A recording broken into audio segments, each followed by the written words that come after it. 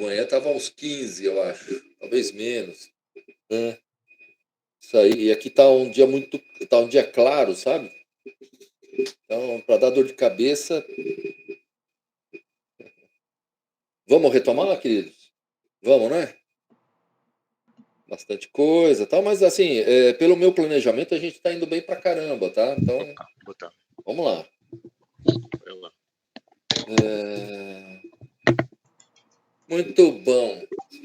Então, a gente vai aprender a utilizar um operador bem bacana, tá? Que é o operador de bounce time, tá?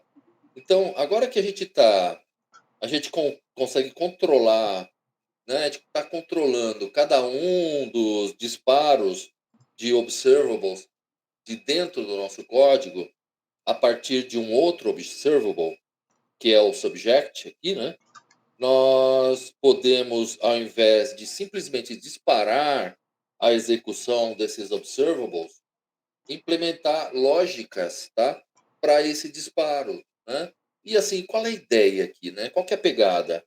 Nós vamos aplicar um tempo, tá? Para que a execução do nosso observable de pesquisas de ofertas da nossa API, ela seja disparada. Vou dar um tempo antes de aplicar a pesquisa, né? Então, ao invés de ficar disparando cada evento a cada uma das inclusões de caracteres, nós vamos fazer com que apenas um único evento seja disparado após um determinado período de tempo, né?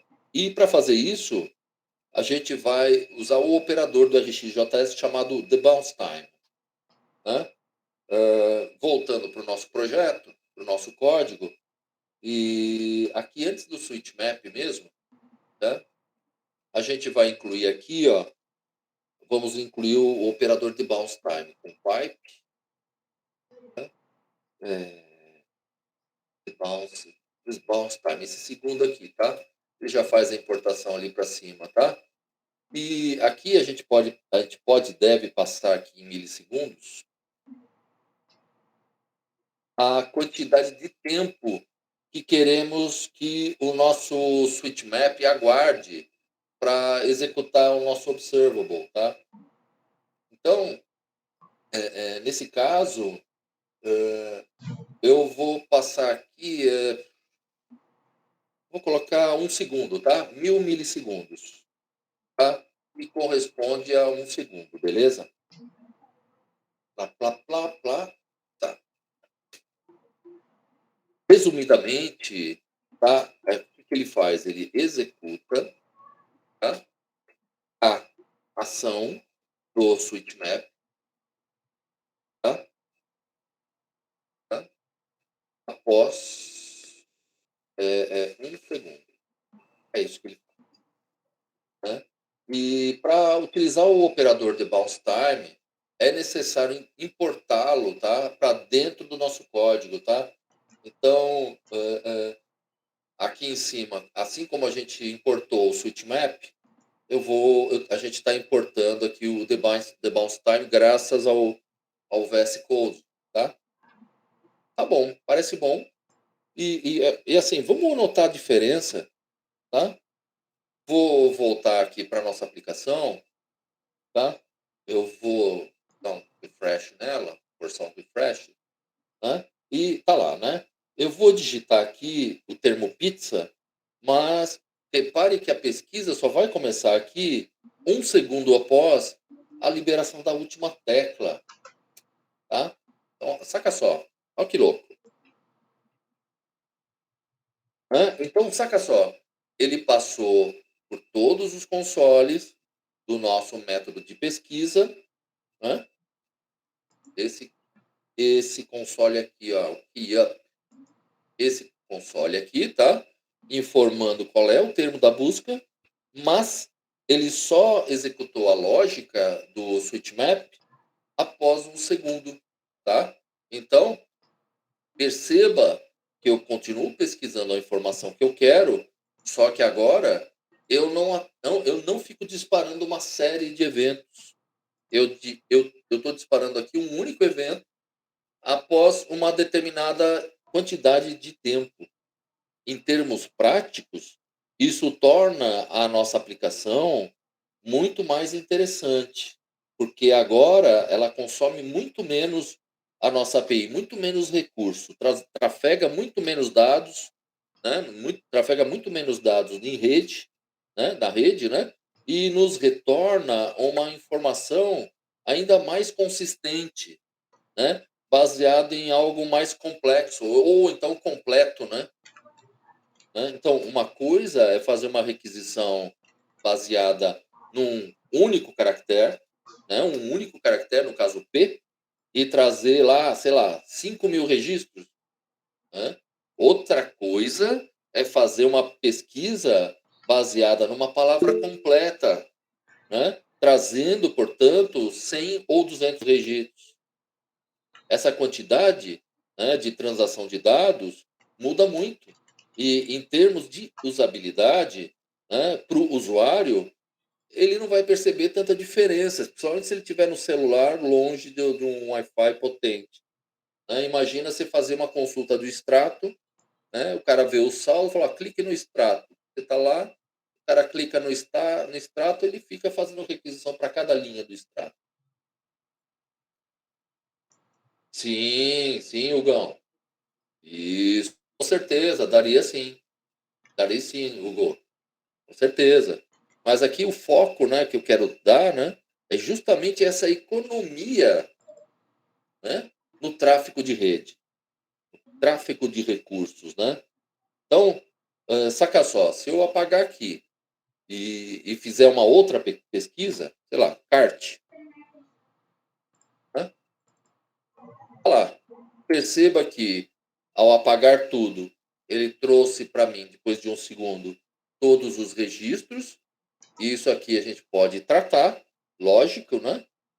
Aqui dentro do Switchmap, por exemplo, né? Para que ele não efetuasse uma pesquisa baseado num termo vazio, né? Isso a gente vai colocar um if aqui da vida, alguma coisa assim. Mas quando eu reinicio a pesquisa, por exemplo, utilizando o termo cart, assim como em pizza, ele aguardou um determinado tempo após a liberação da última tecla digitada para executar a requisição HTTP. Legalzinho, né? Bacana. Isso aqui traz um ganho violento, violento. Né?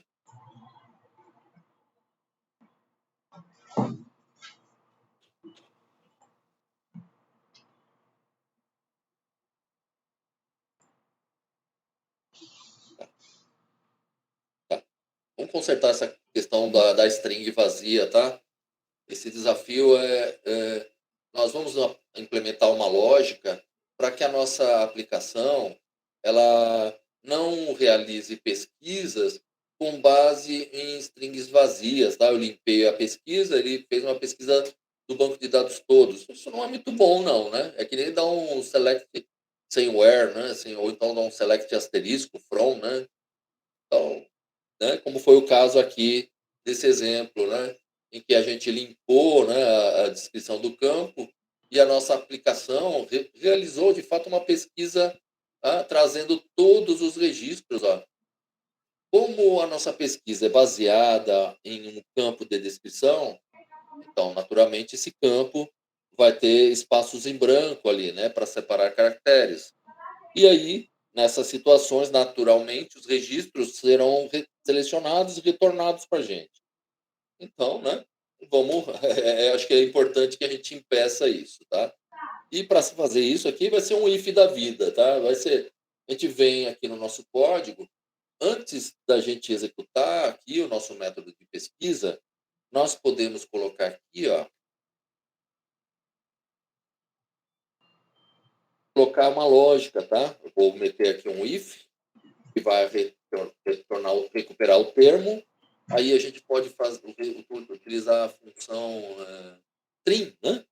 Trim, tá? Disponível para qualquer string dentro do JavaScript básico, né? O que ela faz eliminar os espaços, né? Em branco da esquerda e da direita, deixando apenas o conteúdo, né? Que pode, inclusive, ser um espaço vazio, né? Então, na verdade, a gente está removendo os espaços, e aí nós poderíamos verificar se essa instrução ela é idêntica a um vazio para a gente. Porque se ela retornar vazio para a gente, nós precisamos, de alguma forma, retornar um observable, tá? De array de ofertas vazio, né? Ou seja, nós não vamos nem realizar a nossa pesquisa. A gente monta um observable e devolve para quem fez a chamada, ou melhor, o subscribe, né? Dentro do nosso observable. Valendo lembrar, porém, que quem faz esse subscribe espera receber por parâmetro um array de ofertas, certo? Para que possa ser tratado dentro da lógica e que nesse momento é só um console, né? E como que a gente pode fazer isso, né? A gente precisa, obviamente, né, dar um return de um observable. Tá? Legal. Até aí, né, aí a gente já tem esse observable. Só que falta informar para esse observable que ele deve ser um array de ofertas. E para fazer isso, como esse tipo de situação é muito comum, a própria biblioteca RxJS disponibiliza um método, que é um método off. Talvez eu tenha que fazer algumas alterações aqui, mas por conta de mudança de versão do Angular, tá? Da RxJS. E tudo que a gente precisa fazer é importar esse método para dentro do nosso script. Tá? Então, aqui em cima, né, eu vou dar um import lá de Rx, né? A gente precisaria importar o off, tá? Ou então, a gente pode fazer dessa forma, uma outra maneira, agora seguindo a versão atual, tá? A mais recente, colocar o off, oferta, a rede oferta. Que é a rede oferta?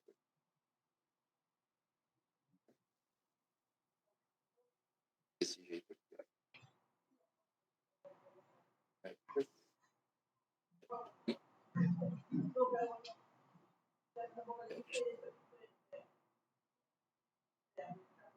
Aqui a gente tem que importar o off, off lá do RxJS. Aqui RxJS, vamos importar o off. Tá? O off, eu consigo dizer aqui qual é o tipo desse observable. Por mais que ele seja vazio, né, nós podemos inferir, falar que um observable de alguma coisa. E nesse caso, de array de oferta. E aí nós podemos passar um valor aqui para instanciar esse observable. Nesse caso, um array vazio, né? Já que não tem nenhuma oferta. Daria até para colocar um auto... Ah, não, você já tinha lido. Tá? Aqui em questão, né? Então, se a gente entrar aqui nessa condição, ele vai dar um return e o nosso script termina por aqui. Então nem preciso implementar o else aqui. Porque se não entrar no if, de qualquer forma, eu vou dar um retorno baseado na nossa pesquisa. E boa. Sendo que agora a nossa pesquisa, né? Pesquisa ofertas, lá dentro do nosso serviço, retorna um observable, que pode, inclusive, ser vazio. Exatamente como esse aqui, caso não haja nenhuma ocorrência no termo que a gente está pesquisando. Né? Vamos salvar aqui? Tudo salvo. Voltando para o nosso sistema, para a nossa aplicação, reiniciou. Saca só, eu vou digitar cart, tá? Tranquilo, tá? Legal, atualizou sozinho a aplicação. E pesquisei, por exemplo, por cart, né? Vou limpar, vou apagar o conteúdo todo de uma vez. Olha lá. E ó, saca só, perceba que ele passa pelo nosso método, mas ele não trouxe mais todos os resultados. ele trouxe um array vazio, tá? Ou seja, entrou aqui dentro, beleza? E dessa maneira, ao limpar o campo, nós não vamos ter o risco de efetuar uma pesquisa, né, na nossa base inteira de ofertas. Olha que maluco, tá? E isso aqui já elimina um problemão razoável aqui para nós, para gente, tá?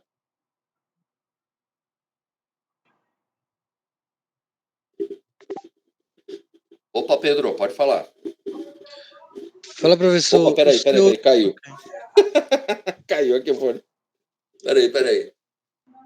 Fala, querido. O senhor mencionou que o método Trim aí, ele trabalha na questão dos espaços vazios, né? Eu Isso. pensei, caso o usuário ele digite, por exemplo, duas palavras, e aí entre essas duas ele separe, dê um space, causa algum problema, não? Não causa, acho que não, né? Vamos testar?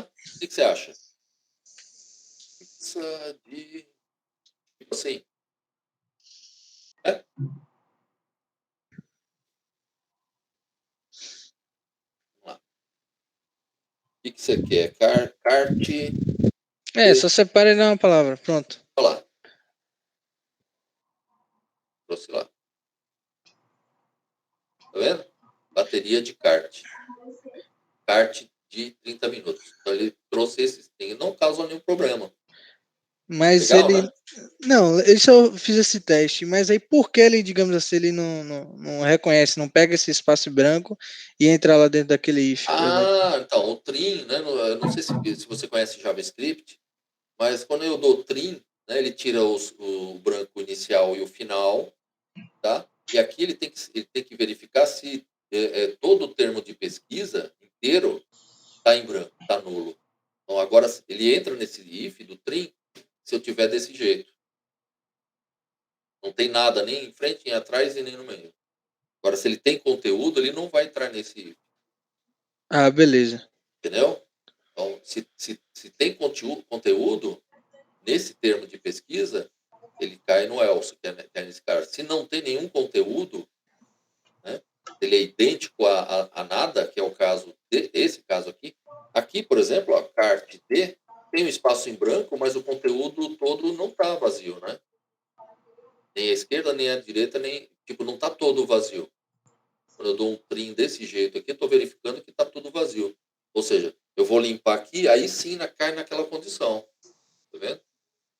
Entendi, Tudo valeu, limpo. professor. É isso, irmão. Tá bom? Ah, tranquilo, tamo junto. Tamo junto. Isso. Olha lá, o Matheus também colocou. É isso aí, Matheus. Legal. Ah, uma coisa legal, um distinct, né? Então, vamos partir para um operador novo, que é o distinct until changed. Né? E o que faz esse operador? Ele vai ele permite controlar, verificar se a pesquisa atual ela é idêntica à pesquisa anterior. Porque porque se a pesquisa atual for idêntica à pesquisa anterior, ele, ele vai desconsiderar a execução do método switchmap. Ou seja, ele vai fazer uma distinção e executa o método somente se houver uma alteração, somente após uma modificação no termo de pesquisa. Hã? Isso é bem interessante. E como que funciona, né? Na prática, né, se eu pesquisar aqui por pizza, né, ao término, né, depois de um segundo do the bounce time, ele vai fazer a pesquisa aqui para nós. Beleza. Só que se eu tentar incrementar essa pesquisa, por exemplo, der um espaço, escrever pizza grande e apagar e voltar para o termo pizza, tá? Perceba que ao término ele faz uma nova requisição.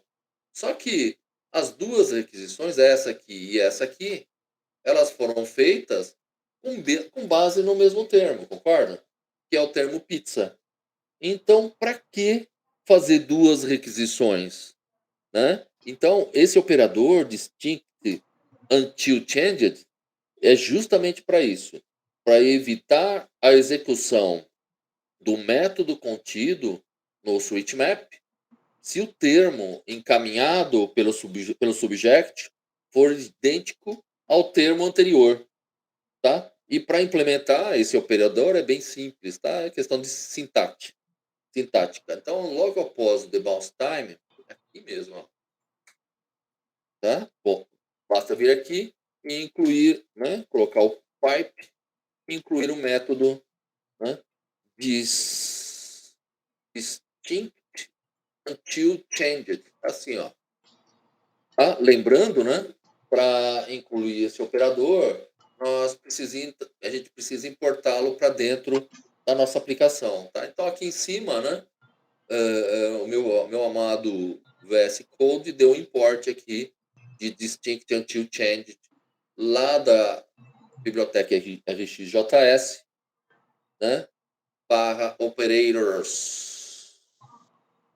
Legal, né? Então, agora, então, de cara a gente já pode fazer o teste. Tá? Eu posso simular na mesma pegada anterior, né? Tá? Então, vou até colocar uma observação aqui, ó, para fazer pesquisas distintas, tá? Vou salvar aqui, tá? Atualizou a nossa página, né? Beleza, saca só. Pesquisa aqui pelo termo pizza, tá? Bacana, né? Deu 1 segundo e trouxe a pizza, tá? Vou incrementar aqui caracteres e vou retornar por termo pizza. E você vai ver que a execução do método contido dentro do switch map não vai ser realizado justamente porque o termo encaminhado para o subject, essa instrução aqui, tá? Ela é idêntica à instrução anterior, a que foi executada anteriormente pelo switch map, tá? Que no caso o termo pizza, né? Então vamos lá. Vou aqui, ó, pizza grande, e depois limpar.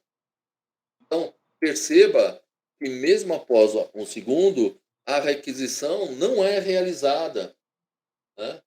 Porém, se eu modificar esse termo por algum motivo, né? E aí sim, né? Após um segundo, né? Aí sim a requisição é feita novamente. Bacaninha, né? Beleza?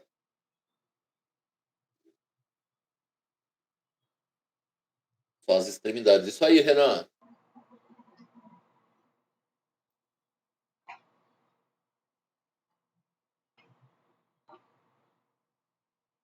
Falar do catch, certo? Então, vamos usar o método catch de observables, tá?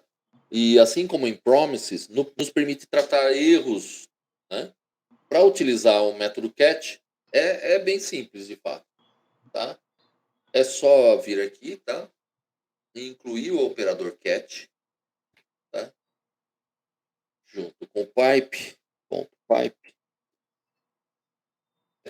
operador catch, e passar para ele uma função de callback.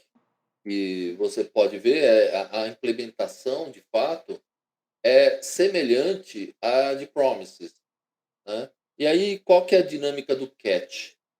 Né? Ele traz para a gente, dentro do nosso código, um pilar muito importante da programação reativa, que é a resiliência, né?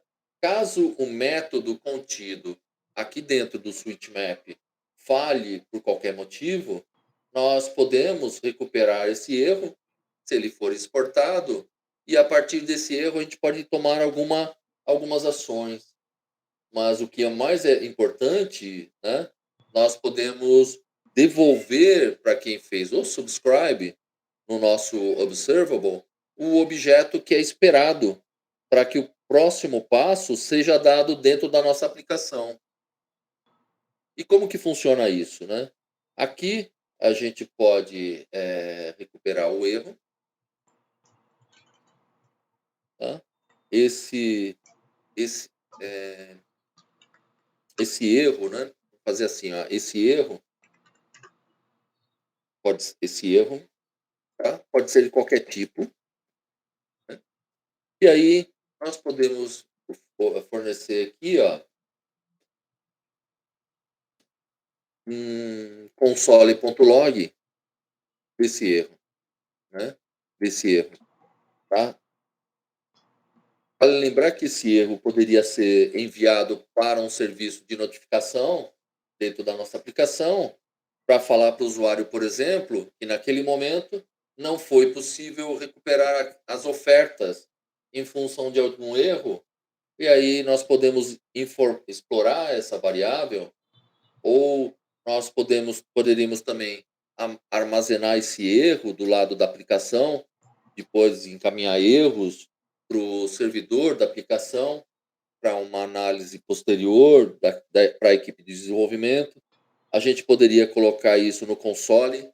Isso poderia ser feito também em tempo real, né?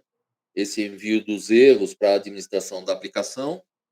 Enfim, a gente poderia tratar aqui esse erro de diversas maneiras, diversas formas. Mas, acima de tudo, né, a gente deve dar um return do que o subscribe espera do observable. Então, aqui a gente deve retornar aqui um observable, tá? De array de oferta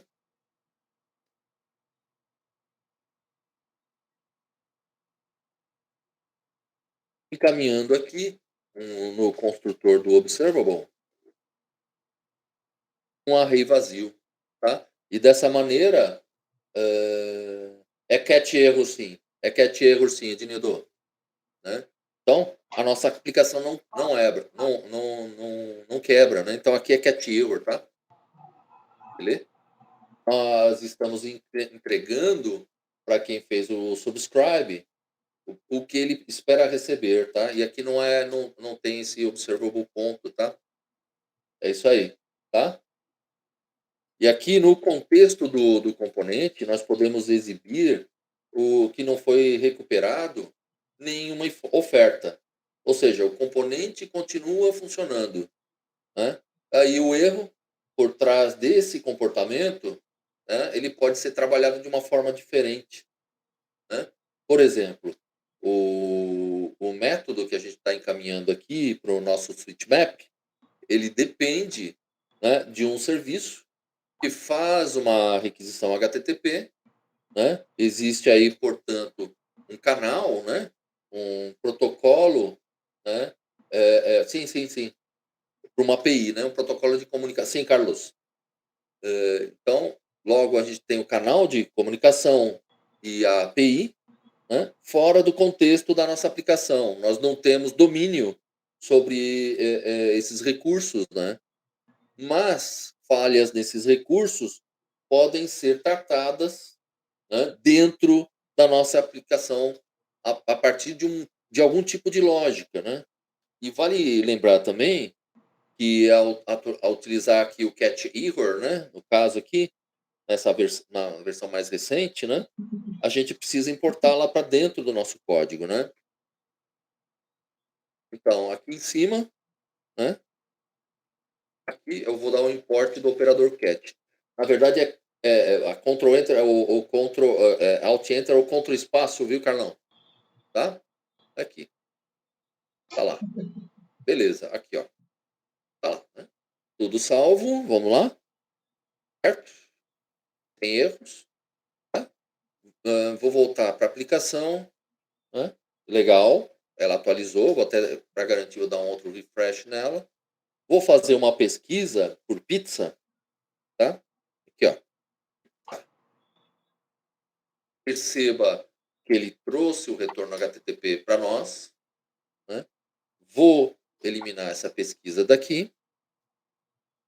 E vou forçar uma interrupção da nossa API REST. Tá? Vou dar um Ctrl C aqui. Tá? Vou interromper o serviço. Legal? e vou fazer uma pesquisa de novo, tá?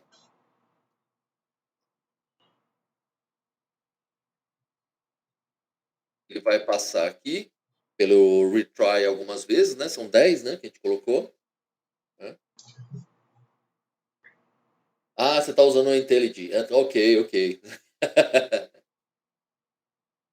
Né? Vai passar aqui. Não houve a resposta, né?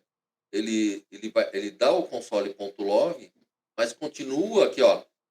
Ele continua retornando um observable de array de ofertas.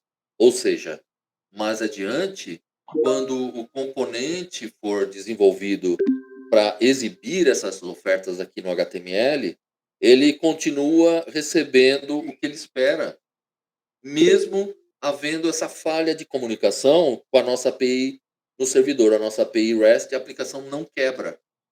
Hã? Parou a gravação? Beleza, beleza. Já vou colocar aqui, gente. Calma, calma. Espera aí.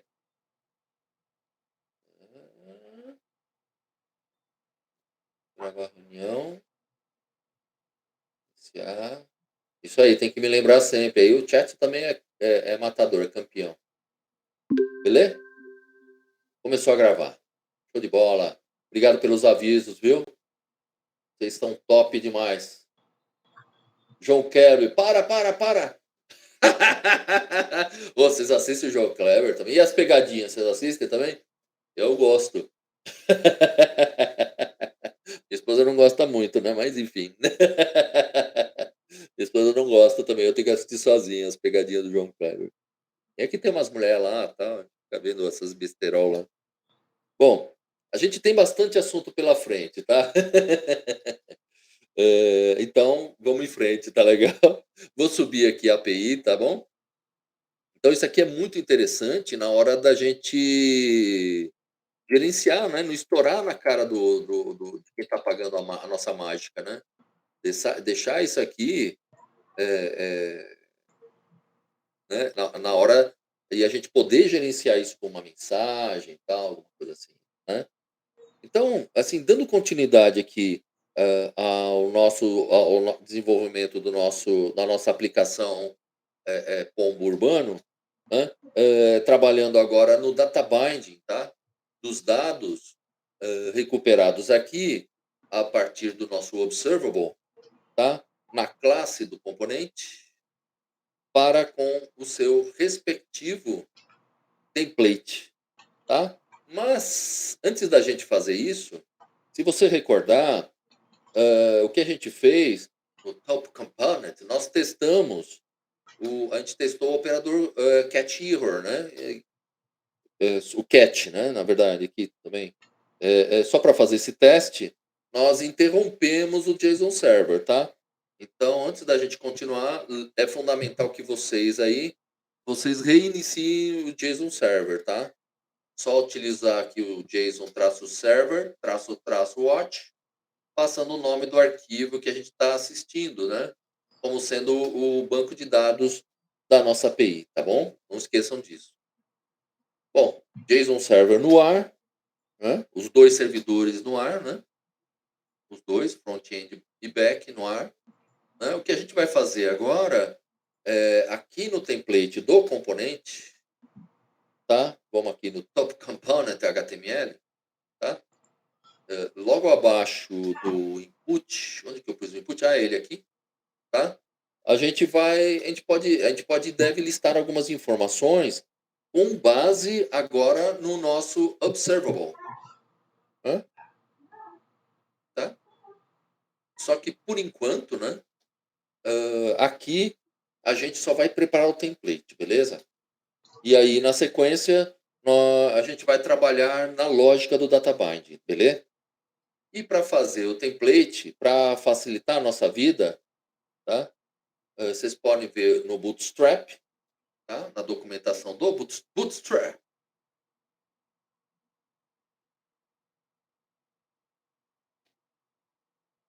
Entrando na documentação, né? Aqui dos componentes, tá?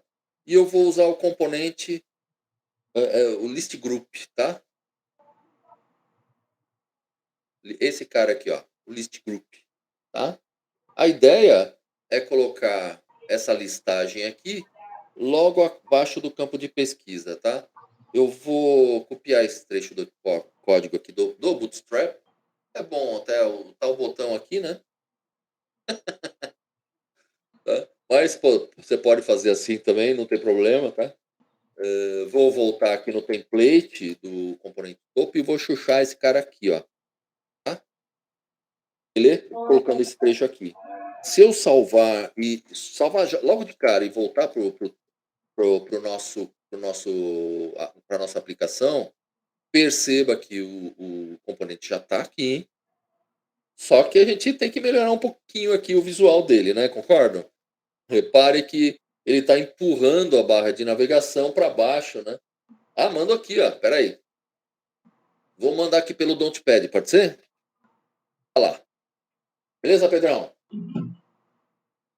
A loucura chega ao ponto de olhar para o botão copy e ficar se perguntando qual o comando que ele executa. Mas isso é coisa de desenvolvedor, né, velho?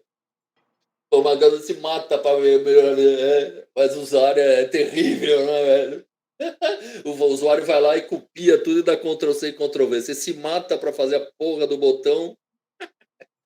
É a nossa vida. É a nossa vida, meu chapa. Bom, então, repare que aqui está tudo fixo, empurrando inclusive a nossa barra, né, de navegação, e para fazer isso é simples, tá? Voltando aqui, eu vou aplicar aqui um style inline, ou style aqui em São Paulo, né? Af, né? Aqui mesmo, e passando a instrução position, absolute, né? Parece bom, né? Eu voltar aqui, olha, reparem que a informação acaba ficando por cima do nosso template, né? Independentemente da página, né? O que eu fiz de errado aqui? Em que a pesquisa for realizada, deixa eu dar uma olhadinha. Esse componente do Bootstrap vai sobrepor tudo para gente, tá? Então, position absolute, talalá, tralalá. Aqui já está. Vou colocar isso aqui, style zindex 999. Vou colocar esse parâmetro também aqui, ó.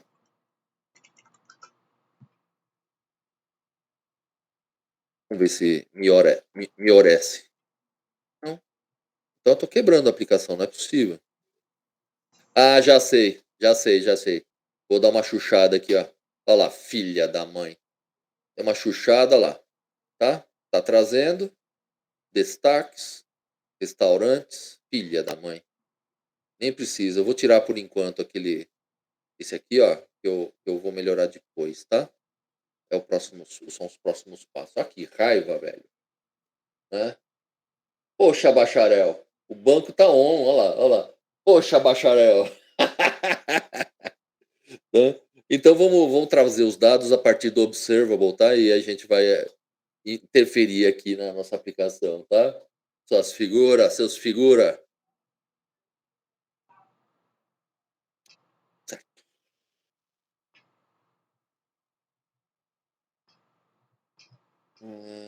Blá, blá, blá, blá, blá, blá, blá, blá. Tá. Eu exibi as ofertas.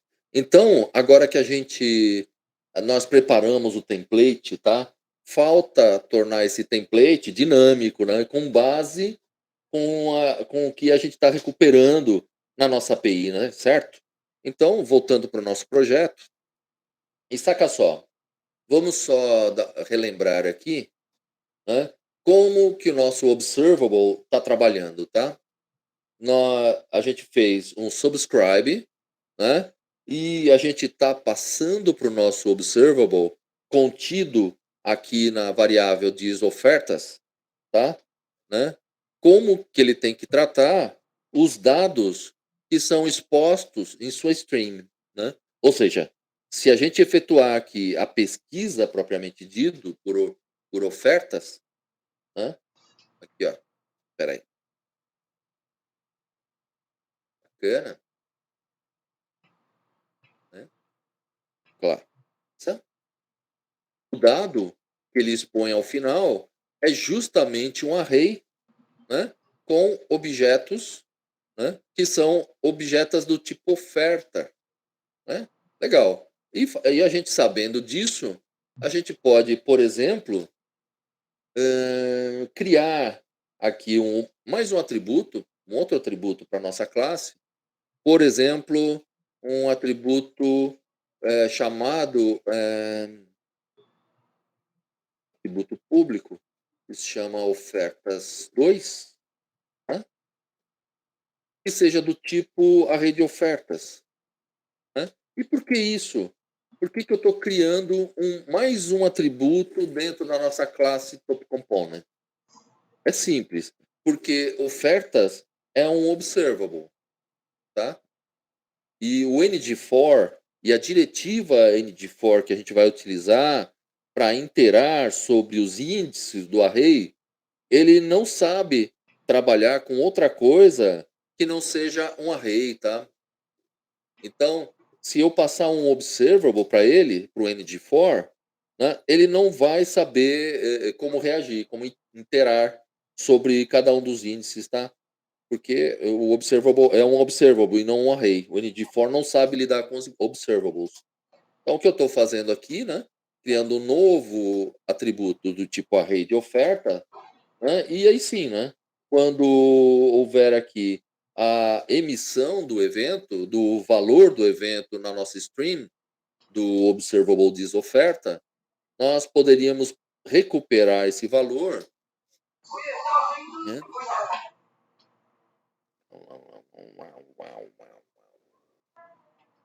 Assim, ó.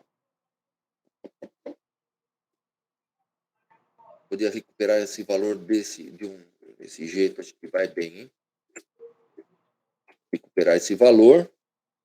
E nesse momento é um array de ofertas e atribuir esses dados ao atributo ofertas2, tá? Então, aqui eu só vou fechar aqui, tá? Melhor, né? Perfeito. Eu vou recuperar aqui o atributo, né? Diz ofertas2 e eu vou associá-lo ao resultado da stream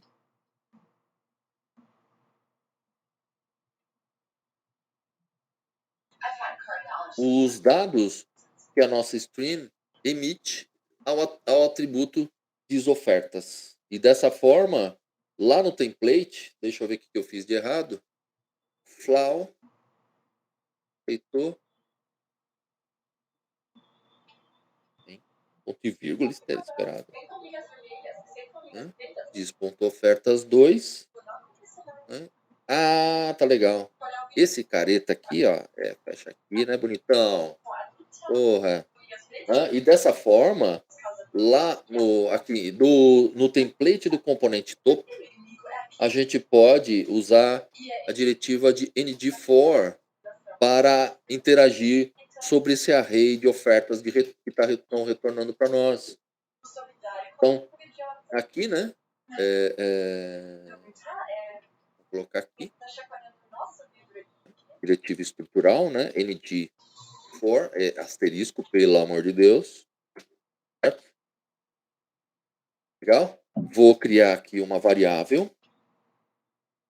Eu vou chamar aqui de oferta, tá?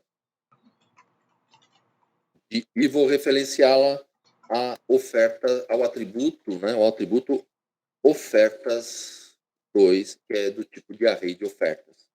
Né?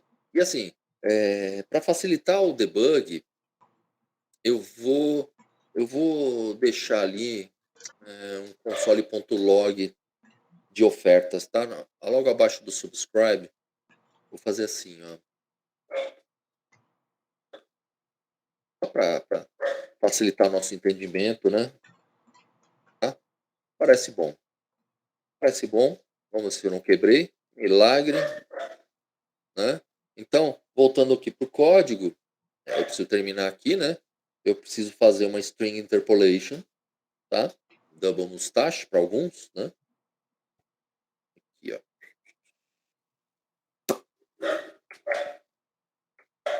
Tá? de oferta, ponto, título.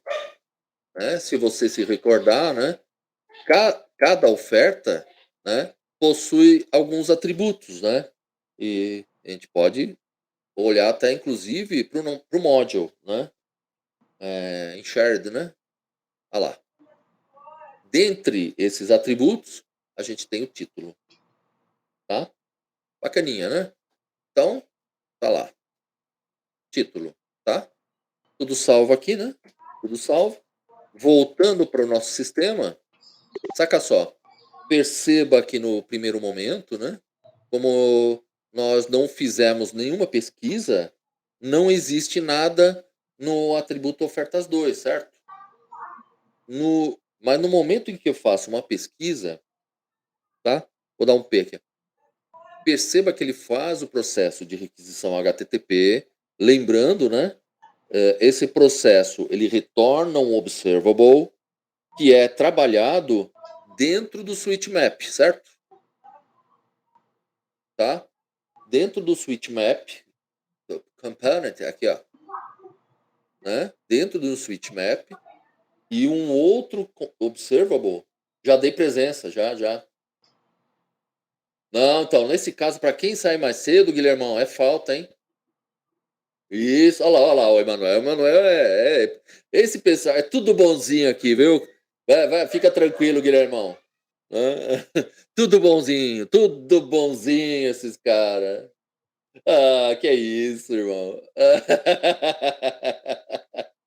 Não, eu fiz muito rápido, eu não chamei um a um aqui, porque eu já conheço vocês, estou vendo a participação, 99% aqui tá interagindo, estou vendo aqui as interações da gente, então já conheço vocês, não tem como, tá bom? Eu vou fazer chamada um a um eventualmente, tá? Mas esse dia hoje, por exemplo, não vi necessário. Tamo junto, meu querido, tamo junto.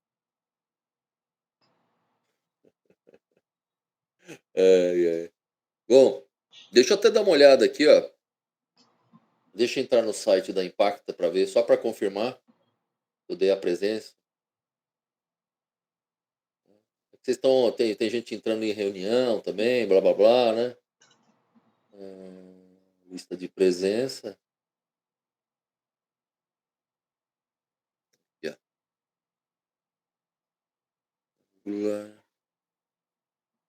Não. Aqui, né? Aqui, ó, já tá ticado. Foi realizada a lista de presença de hoje, olha lá. Tá feito, tá lá. Tá? Sem problemas. Fique em paz, tá? Nosso assessor, o @Renan, tá atento. É isso aí, Hugo. Mas tá tudo certo. Imagina que eu vou. Né? Quero vocês aqui para aprender, porque vocês vão jogar o jogo dessa mercadoria aqui, né?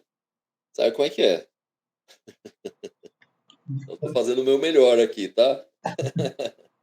Então, aqui a gente está usando alguns operadores, né? Para nos ajudar a fazer uma pesquisa mais otimizada, né? Como a gente trocou a ideia, né? E assim, o debounce time, para executar a ação do switch map após um segundo. E o distinct until changed, para fazer pesquisas distintas, né? E aí, ao término do processamento, professor, geralmente eu vejo padronização percentual para observables sem o dólar para valores em si, por exemplo. Puta, então, mas isso aí não tá em Style Guide, viu, cara? Isso não tá no Style Guide, mas às vezes é padronização, tá? Às vezes é padronização ou da comunidade ou então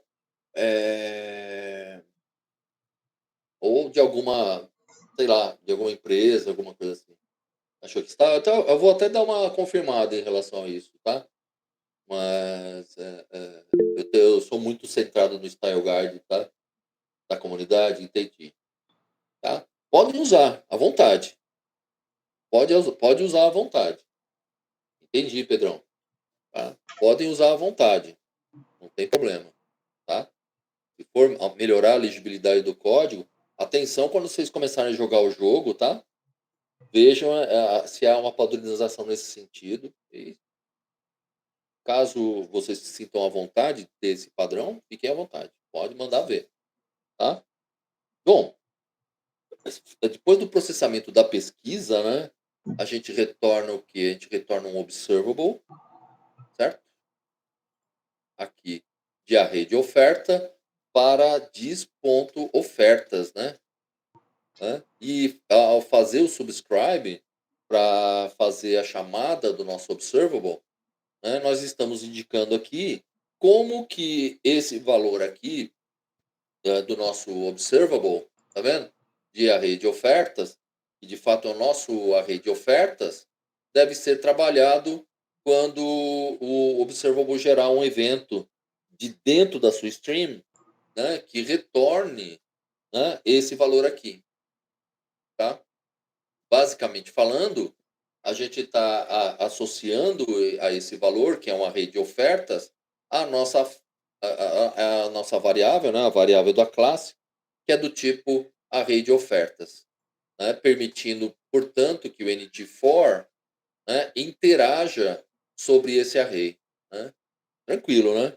Então, perceba aqui na nossa aplicação que a gente vai fazendo mais filtros mais específicos, né? Olha, saca só, o retorno vai sendo otimizado. Bacana, né? E vou voltando aqui, ó. Legal, né?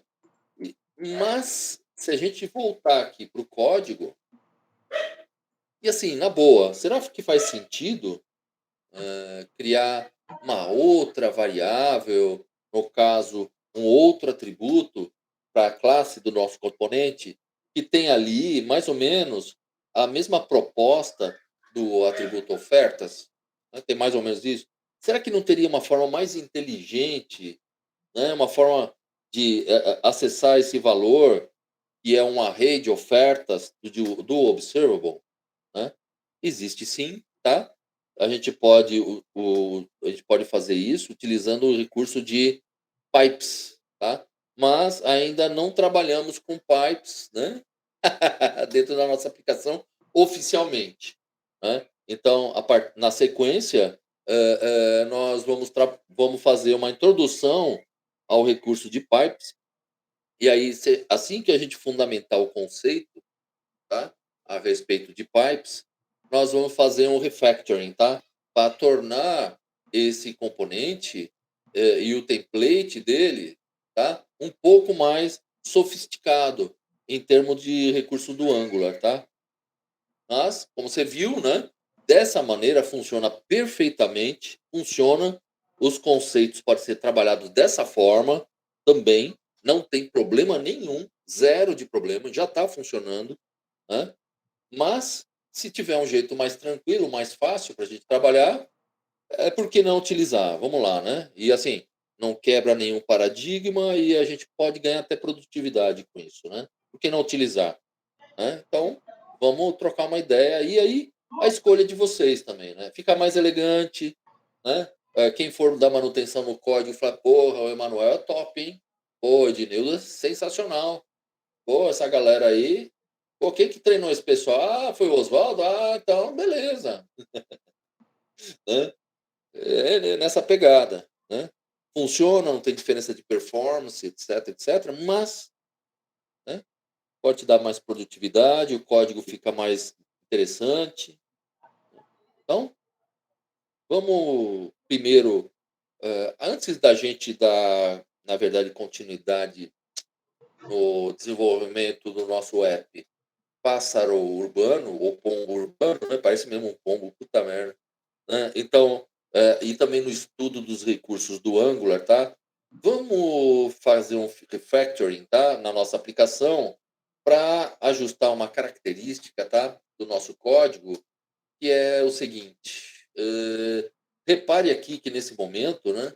Nós estamos fazendo uma série de importações de scripts dentro da classe do componente topo, né? Só que todos os operadores aqui, eles poderiam estar alocados dessa forma aqui no script. e a partir desse único script, a gente poderia adicionar esses operadores ao nosso código, né? Então, esse tipo de importação aqui é uma importação que agrega o script ao nosso código, tá? É diferente, por exemplo, né? Então, aqui, essa importação, verifiquem se está dessa maneira aqui, tá? Tá? Extrai um único recurso contido dentro do script, tá? Então, tá? Isso aqui, na verdade, quando a gente está fazendo, pode ser semelhante a um include, tá? Num determinado script, tá? E aí a gente inclui aí dentro, tá?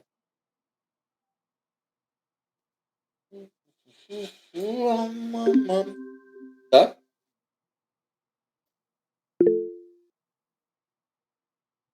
Plá, plá, plá. Tá bom. Tudo bem. Então vamos falar de pipes. Parou de novo? Porra! Como assim? Gravar. Peraí, vamos ver se ele começa. Pô, tem que avisar mesmo, cara, porque eu tô aqui na vibe e tô prestando atenção só em vocês aqui. Tá muito pesado. O curso é denso, né, cara? Isso aqui, o curso não tem como não ser, né? Então vamos. Mas coragem, força aí. Falei, porra, é verdade. Pô, esse Oswaldo aí, vamos cortar o canal do YouTube desse cara aí, desse tal de Oswaldo aí, que tá usando muito nossos recursos, o cara não tá pagando nada, porra. Então, assim, gente, vamos falar de um recurso bem interessante que são as pipes. São os pipes. E assim, o que são pipes, tá?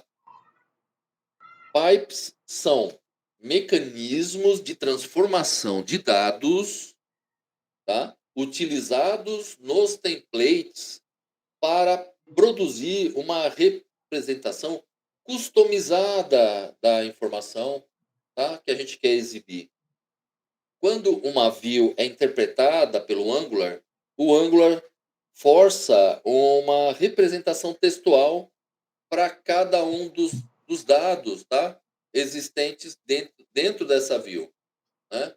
E é justamente nesse momento, né, que nós podemos utilizar pipes para informar ao Angular, tá? Como que determinado dado pode ser modificado e, consequentemente, exibido. E nesse exemplo, nós temos aqui o nosso componente topo, certo? Imagine que na classe do componente topo fosse criado um atributo do tipo string que recebesse a string cart, tá? Ou pizza, né? Nós temos, portanto, um dado, uma string, né? Quando nós efetuamos uma interpolação dessa string com o template, né? No momento em que a view, né, o template, é interpretado pelo Angular, né, o Angular vai tentar forçar uma representação textual para esse dado. E, nesse caso, um atributo que contém uma string. Né?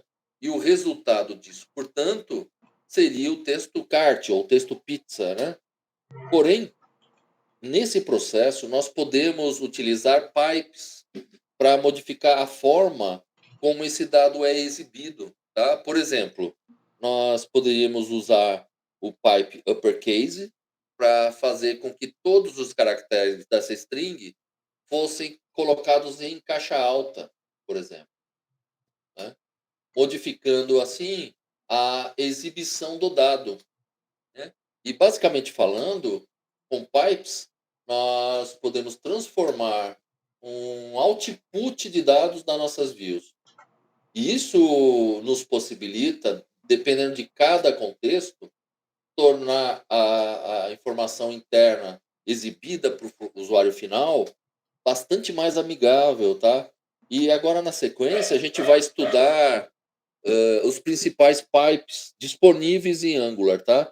E ainda, né, a gente vai aprender como podemos criar os nossos próprios pipes, tá? Isso é bem interessante, bem legal, tá?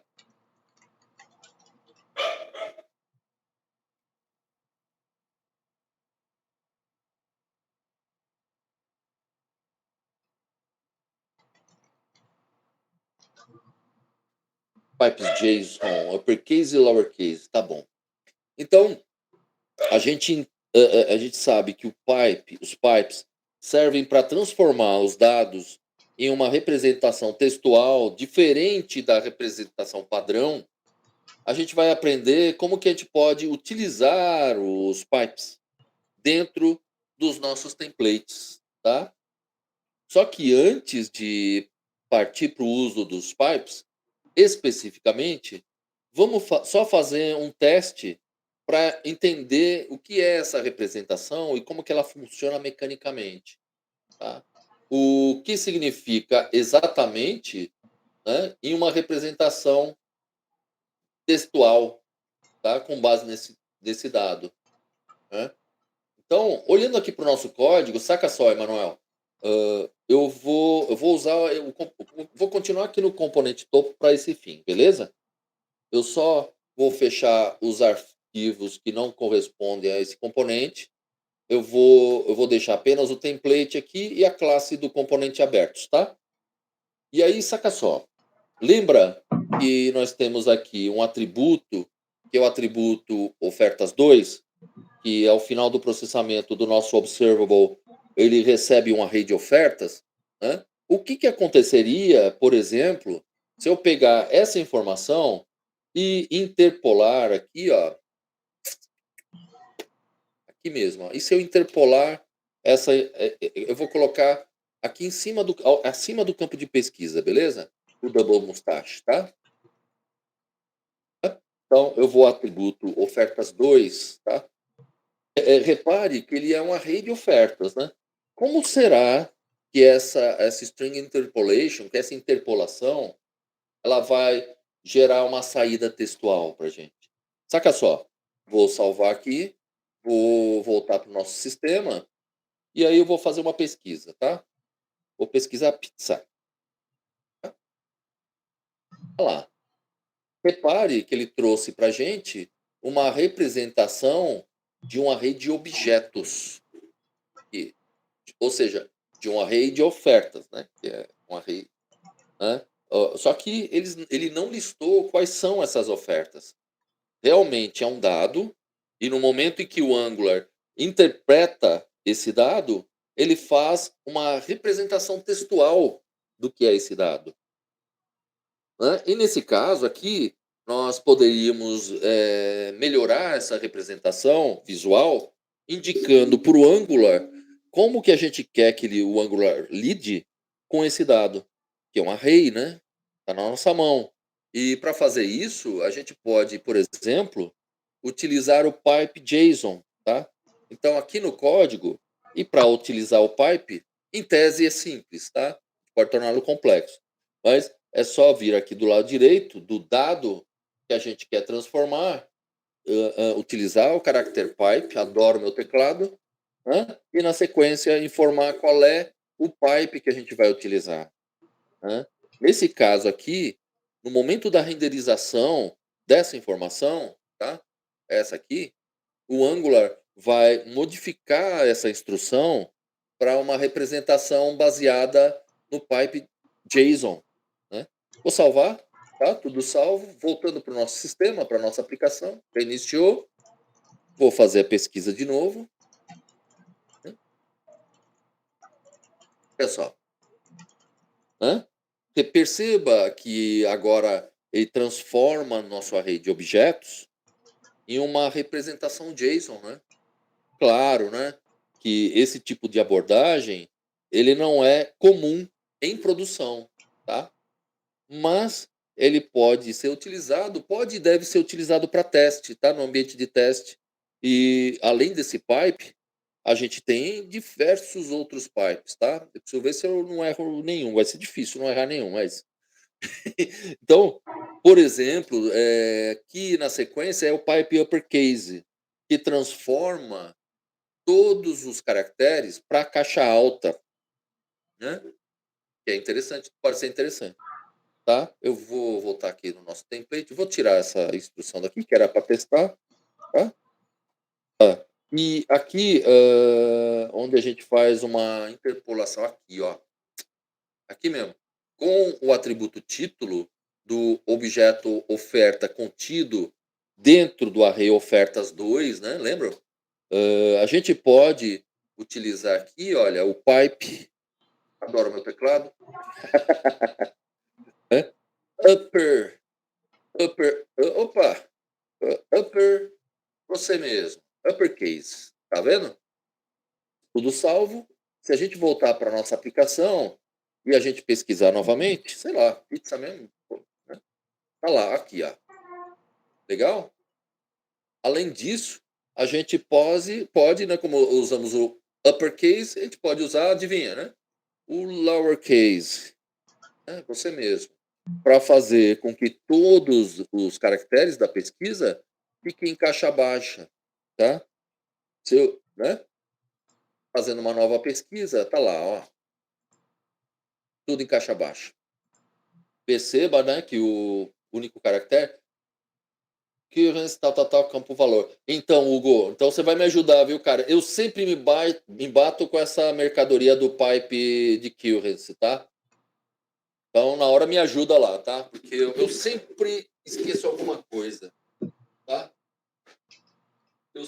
Tô sempre. Eu tenho raiva desse pipe, tá? É bem aí que eu erro. Já tem isso pronto, já tem, tá? Então, utilizando. Já tem isso pronto? Tem. Tem sim. Ah, entendi. Hã? Tem. Tá? Usei o lowercase e boa. Né?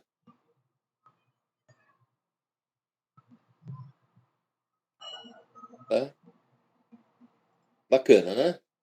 Então, assim, o que eu quero começar no assunto, a dinâmica, é que a dinâmica dos pipes é justamente recuperar uma determinada informação em um determinado dado e aplicar uma visualização diferente para esse dado, né? Um output, né? Uma representação textual desse dado que se encaixe em algum contexto da nossa aplicação, que tenha relevância para a nossa aplicação. Bacana, né? Então, a gente tem bastante assunto a respeito de pipe, tá?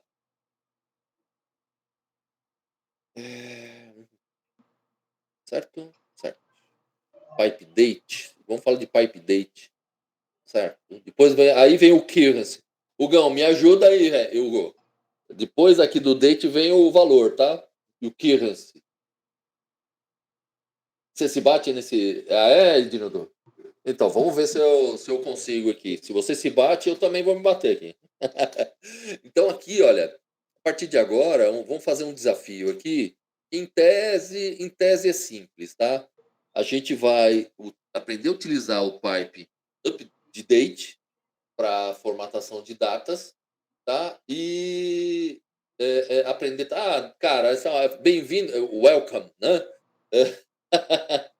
Tá? Então, a gente vai aprender o pipe date e vamos poder. E vamos aprender como que a gente pode parametrizar, tá? Para a gente ter. Parametrizar a pipe para a gente obter resultados diferenciados é o termo, né? De acordo com o parâmetro encaminhado para o pipe. Né? Pode ser legal. Vamos por partes, tá? Para a gente não se perder, né?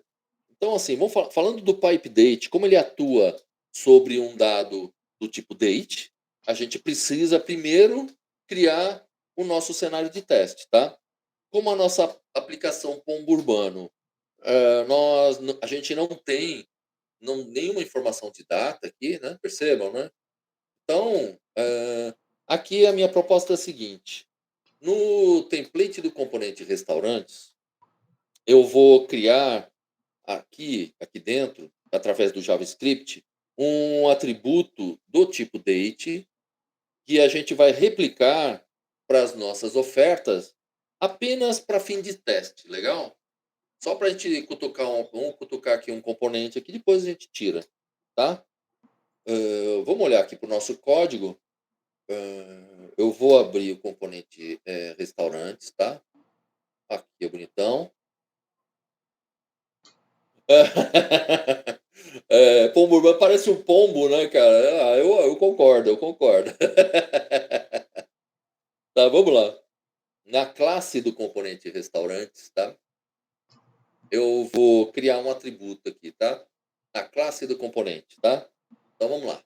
Aqui, esse novo atributo, eu vou chamá-lo de um atributo público. Né? Eu vou chamá-la de data teste, né? Tá? Vou inferir aqui, por enquanto, um tipo N e vou atribuir, né, um objeto date. Tá? Lembrando, tá? Para que o pipe funcione, ele precisa receber o dado do tipo que ele espera. Senão, não vai funcionar. Então, não adianta enviar qualquer coisa, tá, para o pipe date que não seja um dado no formato de data, tá? No formato que é suportado pelo pipe. Tá? Então, aqui, o new date, o que ele está fazendo, né? Ele retorna para a gente um objeto correspondente a uma data, sendo que a gente pode passar aqui o ano, o mês e o dia, as horas, os segundos e os milissegundos para a criação desse objeto. Tá? No nosso caso, realmente, só para fazer o teste, tá? Eu vou colocar o primeiro parâmetro aqui, ó, 2021, que é o ano. Tá? O segundo parâmetro, eu vou colocar o mês, eu vou colocar como sendo 8, né? Nós estamos no mês 8, né? Vale lembrar que para o objeto date, janeiro é igual a 0 e dezembro igual a 11. Então, eu vou passar 7. Tá? Ou seja, o parâmetro 7 corresponde ao mês de agosto. Tá? E aí, o dia, eu vou colocar o dia como sendo hoje, dia 18. Beleza. Vou salvar. E lá no template do componente restaurante, você aqui, ó, restaurantes, né? Eu vou recuperar essa data. Tira aqui embaixo do título mesmo. Vai aqui, ó. Porque realmente é só para a gente fazer teste, tá? Não vou me preocupar, né? Ai, Diredo. Tá? Então eu vou fazer assim, ó. Vou copiar essa div aqui, tá? Vou dar um Ctrl C, Ctrl V para facilitar aqui para nós, tá? E vou recuperar aqui o atributo que é data test, né? Certo? Vou fazer aqui um string interpolation, né? Bacana. Voltando para o nosso código, na verdade, voltando para o nosso sistema, para a nossa aplicação, quando nós encaminharmos para o Angular um dado do tipo date, olha só, essa aqui é a representação textual que o Angular faz desse dado. Repare que, em certos contextos, a informação exposta aqui, né, exposta desse modo, ela não é tão interessante. Vamos lá, vamos combinar. Fica confuso, né? Mas a gente pode dar uma melhorada nisso, tá? E para fazer isso, a gente pode usar o pipe date. Vamos ver? Saca só que interessante. Vou salvar aqui. Repare que ele acaba formatando um pouco mais a nossa data, né? Tornando mais legível, né? Melhorou a legibilidade. Só que esse formato aqui, ele ainda é um pouco confuso, concordam? Pra gente, né? Nós brasileiros, né? Aqui no Brasil, por exemplo, nós estamos habituados a ver primeiro o dia e depois o mês, né? Então, isso pode, obviamente, mudar de região para região, né? E o pipe date, ele tem a inteligência para tratar isso, tá? Basta informar para ele, vamos ver se isso aqui funciona, hein?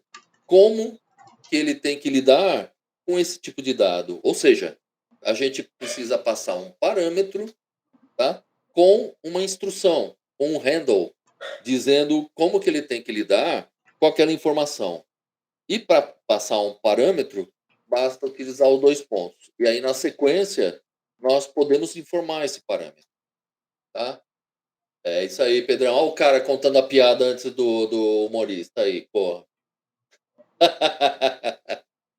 É isso aí. Então, para facilitar um pouco o nosso trabalho, a gente pode e deve ficar sempre de olho na documentação, porque esse tipo de coisa muda bastante, tá?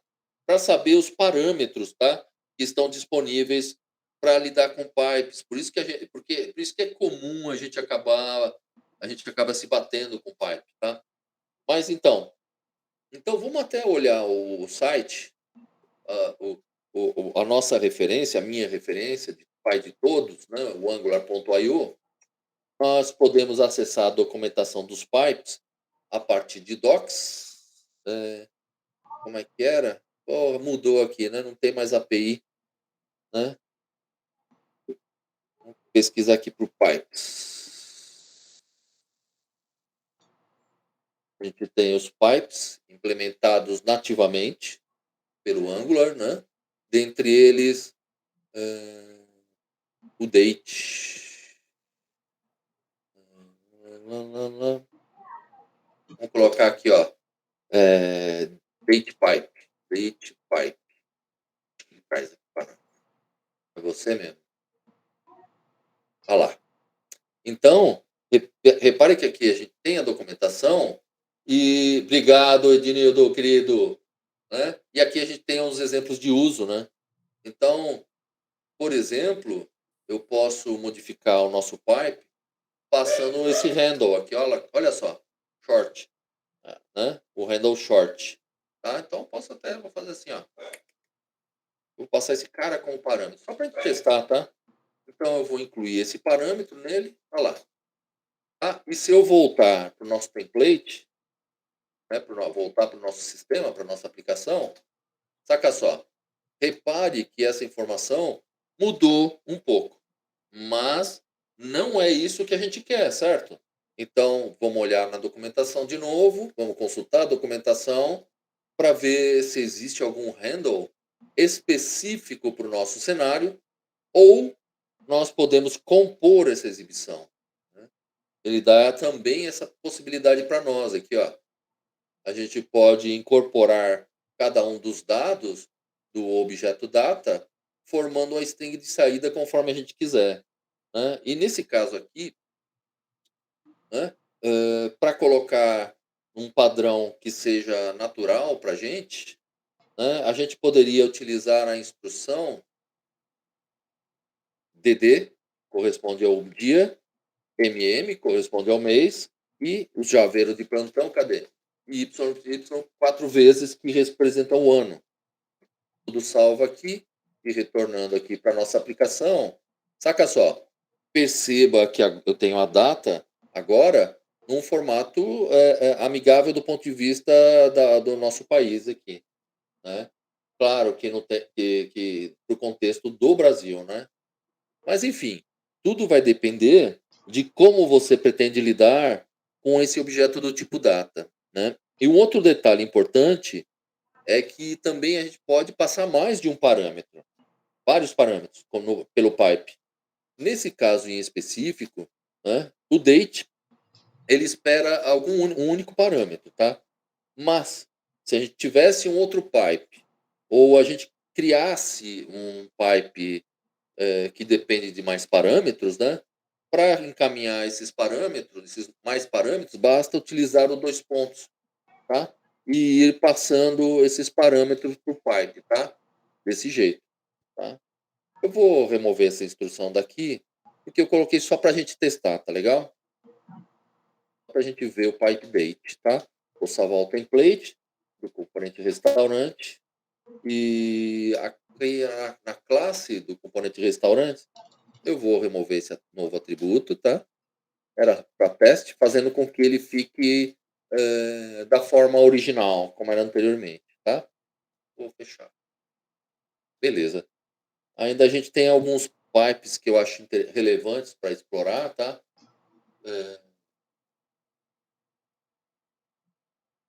Legal, legal, legal, Pedrão. Top, né? Bacana, Silas. Vamos ver alguns. Agora o Killens. Cadê o Hugo? Me ajuda. Então aqui a gente vai aprender a usar o Pipe Killens, que nos permite aplicar uma formação de moeda aos dados do tipo number, né? Então, aqui no nosso caso, a gente tem situações assim, certo?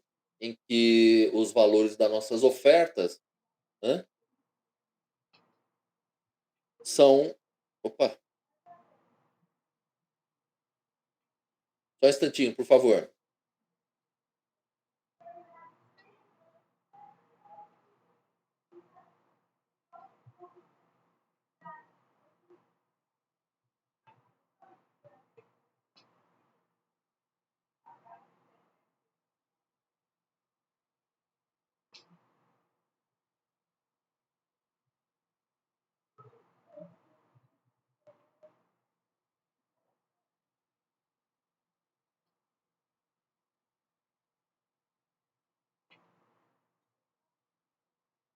Bom, obrigado.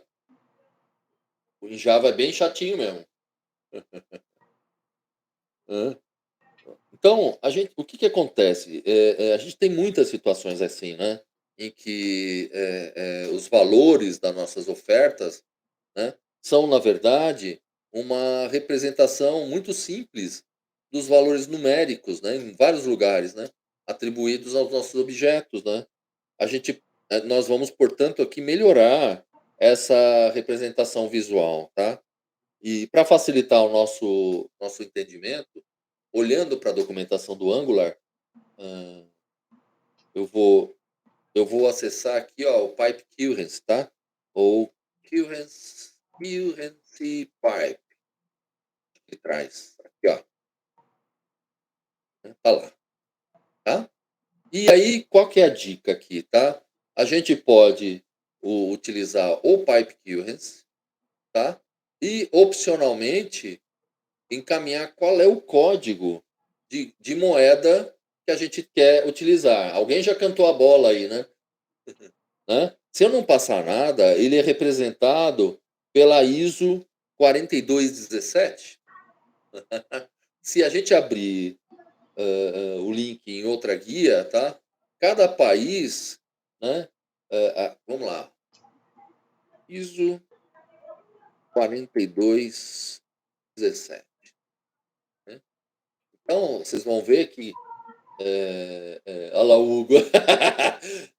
Agora me ajuda aqui, velho. Então repare que tem cada país tem um código, né, de 3 caracteres que aponta para um determinado tipo de moeda. E assim, como é comum a gente trabalhar com sistemas globais, né? Depois a gente inclusive vai melhorar isso, tá?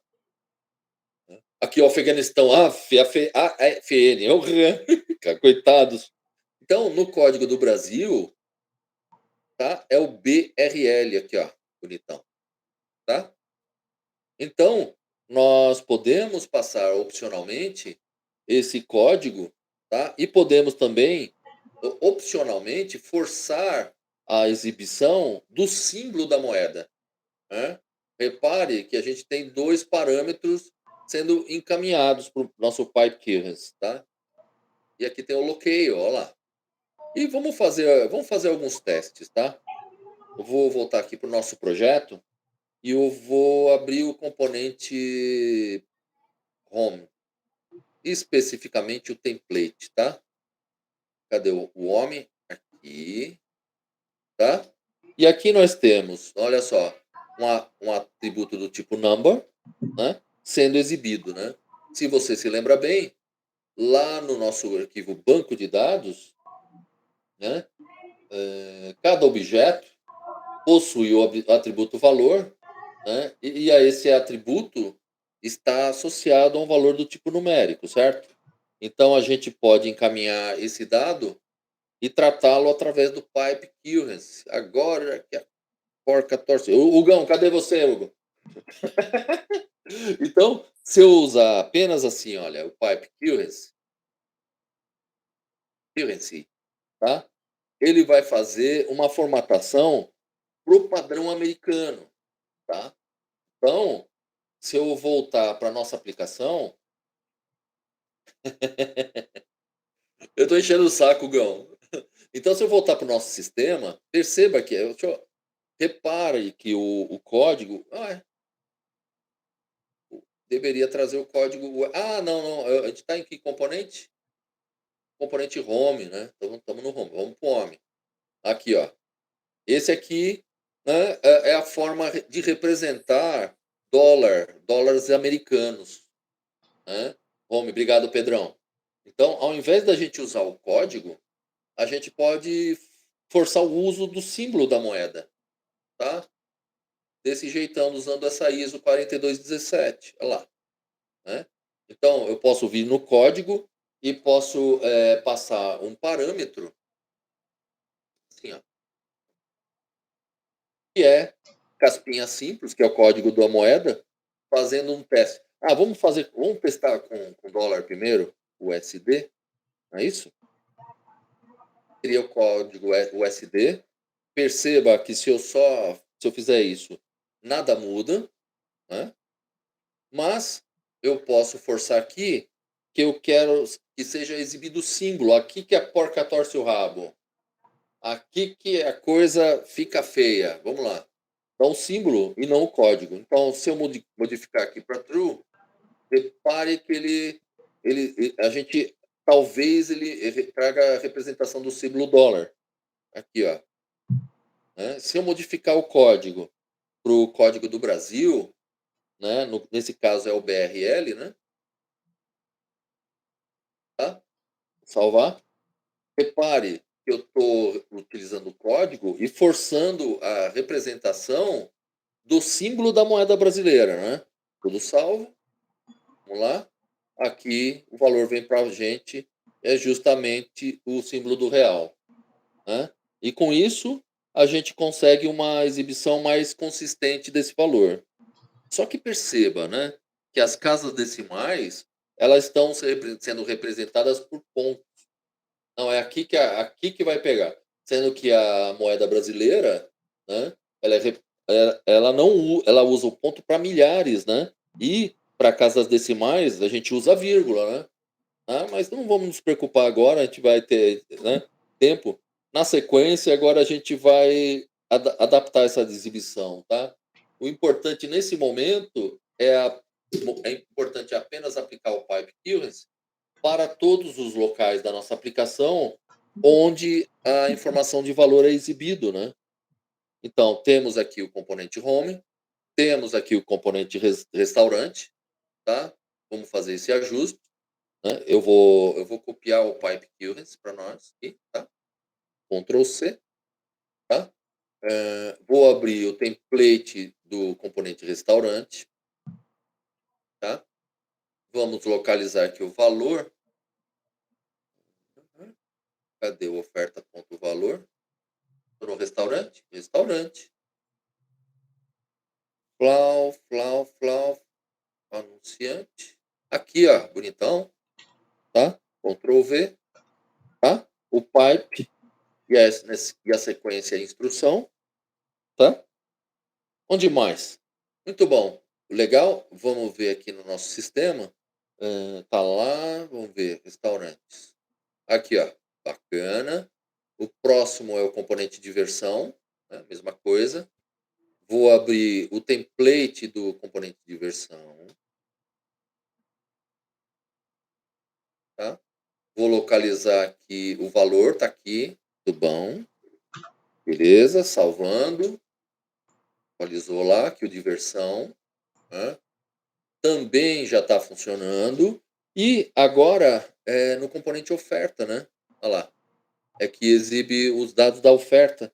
Então, precisamos acessar aqui o template do componente oferta, né? Tranquilo. Vamos localizar a informação de valor. Aqui, ó. Tá aqui. Tá? Vamos incluir o pipe currency. Tá? Olha lá, bonitão, né? Então, de forma muito simples, né? Nós estamos formatando as informações de moeda com base em um pipe que pode ser customizado de acordo com alguma lógica. Eu já passo o SRC, Pedrão. Fique em paz. Na sequência, vamos descobrir como que a gente pode ajustar a anotação do valor da moeda para o padrão brasileiro. Então, aqui a gente vai ter, provavelmente, que dar uma pesquisada aqui, porque eu acho que é aqui que eu dou aquela travada. Aqui, ó. Lá, lá, lá, lá, lá, lá. Vamos lá ver. Vamos ver se eu consigo. Hugão, agora é a tua. Ah, entendi. Ah, tá bom, Pedrão, tá bom. Opa, beleza, obrigado. É que, tipo, como é online ao vivo, cara, eu não vejo, eu não tô vendo, né, a gente não tá no presencial, então, obrigado pelo. Eu preciso de feedback, tá? O feedback para mim é fundamental. Essa eu tentei, mas não consegui no projeto que fiz. Ah, Hugão, colocar global, né? É isso aí. Vou tentar, não sei também, eu sempre me bato aqui, tá? O nosso desafio é ajustar a formatação de valores que representam moedas para o padrão brasileiro, né? Vamos tentar aqui utilizar um processo de internacionalização, né? Esse processo de internacionalização, a representação textual de valores, né, variáveis, elas são, por default, baseadas no idioma inglês, né? Óbvio, né? Nessa altura do campeonato, né? O que a gente vai fazer agora é tentar incorporar um pacote que vai aplicar uma camada para fazer com que esses valores eles passem a ser exibidos no padrão PTBR, que é o padrão português do Brasil. Então perceba, né? Esse pacote ele não está diretamente ligado com o pipe currency, ele não está com o pipe currency. Na realidade, ele é um processo de ajuste da representação textual de dados, tá? Né? Então, valores do tipo number, ao invés de serem representados por um texto baseado no idioma inglês, passará a ser representado por um texto baseado no idioma português do Brasil, tá? E para fazer esse processo de internacionalização, né, nós vamos utilizar um pacote chamado de INTL. Olha lá. Basicamente falando, nós vamos instalar esse pacote e, na sequência, vamos tentar configurar esse pacote lá em Polyfills. E, por fim, nós vamos configurar um token chamado Locale ID do Framework Angular para que o framework saiba como lidar com a representação textual dos dados. Tá? Essa configuração é feita dentro do módulo da aplicação. Como no nosso caso, nós só temos um único módulo, né, que é o App Module, o pai de todos, então todos os componentes, Pedrão, todos os componentes declarados dentro daquele módulo passam a ter acesso a essa internacionalização da aplicação e, consequentemente, passam a sofrer, né, essa alteração no output dos dados, tá? Vamos lá. Vamos por partes, vamos ver se a gente chega lá. Me ajudem aí. Tá? Primeiro passo é instalar o pacote INTL, tá? INTL, tá? E para fazer isso a gente vai usar o NPM, né? Então, a gente precisa abrir uma instância do prompt do DOS. No caso aqui, eu vou até estopar, tá? O nosso front-end, nosso front-end YAML, né? Então, no terminal do OS X ou no Linux, né? E a gente precisa estar dentro do diretório do projeto, tá legal? No meu caso aqui, tudo isso aqui, tal, /Angular, /projetos, /app2, tá? E aí aqui a gente vai executar o comando npm, espaço install, tá? Espaço, -- save, espaço TL. Assim. Deixa eu colocar no chat. Não tem jeito não, Pedrão. Eu vou colocar aqui também, ó. Para quem está em reunião. Acho que a galera toda deve ter voltado de reunião, né? Então, eu vou apertar o Enter aqui. E a gente precisa aguardar a instalação. Tá? Vamos ver. Guardando a instalação. Está executando aí para vocês? E está seguindo em paralelo, né? Nossa, 10/6. Meu Deus, eu vou... Não. Vamos só parar por aqui, tá? Não. Senão... Aí já foi? Olha lá. PC da Xuxa aqui, ó. PC Gamer da Xuxa. Foi também? Ó, os caras. Os caras da capa, olha lá. No meu caso aqui, eu já tô com o pacote instalado, porque ele deu aqui... Ah, não. O pacote foi adicionado, tá? Para vocês deve ter dado a informação, deve ter sido semelhante, né? Bom, a gente retoma a partir daqui. Legal? A gente retoma a partir daqui, tá, meus queridos? Tudo bem com vocês? Tudo bem? O ritmo tá legal? Tô com fone. Tudo tranquilo. Legal. Beleza. Tô com um pouco de dor de cabeça, mas seguimos pleno. Cara, você acredita que eu fiquei também com um pouco de dor de cabeça? Preciso tomar mais água, cara. Eu acabei de ficar com dor de cabeça agora. Comprei um produto, mandaram o outro. Pra caramba, meu. Tá sol, né? Chegou a fazer 30 graus. Aqui tá muito seco. A Londrina, eu conheço Londrina. Londrina, a terra fica rachada, velho. 34 em Londrina? Pelo amor de Deus. Aqui tá calor, mano. Aqui tá calor. Entendi. Aqui foi até razoável. Fez 26, mas acho que é porque fiquei atrás da janela. Aí refletiu no monitor aqui. Aí quando eu saí pra almoçar, já percebi e a enxaqueca aqui vai bater. Já tá batendo aqui, mano. Nossa, desde manhã aqui, isso é doido. Tomar um remédio ali. Curitiba, Londrina, assim, o norte do Paraná, né? Faz muito frio e muito calor, né? Assim, é tipo 10 graus, 5 graus ou 42 graus. É complicado para ficar doente aí no norte do Paraná, não só em Londrina, né? No norte todo aí. É complicado. Se tá ruim para vocês, imagine para Igor, velho, que comprou um iPhone e veio um Xiaomi. Puta. Não é isso não. Na onde? Eu não vendo muito Xiaomi, viu? Vendo muito Xiaomi, rapaz. Eu tenho Note 9S, inclusive, eu tô com 4 aparelhos aqui pra vender. Quer comprar algum? Eu tenho o Redmi Note 9S, pô. Tem minha loja no Instagram. Aí eu comprei um negócio aqui e mandaram errado, ó. Aí eu tô muito oculto. Cara, eu saio aqui do escritório, minha esposa tá na outra sala, né? E eu falei, pô, ela fica com uma cara que eu falo, porra, você volta felizão desses treinamentos, velho. Que merda, eu tô aqui quebrando a moringa aqui, brigando com Deus e o povo, você sai rindo. Eu falei, cara, assim, cada um tem o que merece, né? Meus queridos, uma boa noite para vocês, bom descanso. Se puderem, façam a avaliação, tá? É muito relevante para mim, tá bom? Uma boa noite, bom descanso. Eu vou ter que gravar um vídeo agora para outra empresa lá. Tá bom? Valeu. Um abraço, gente boa. Fiquem com Deus. Até amanhã. Se cuidem, até amanhã. Se cuidem dos seus. Valeu, pessoal. Até amanhã. Ô, Hugo, você comprou o que chegou que é errado aí, rapaz? Rapaz,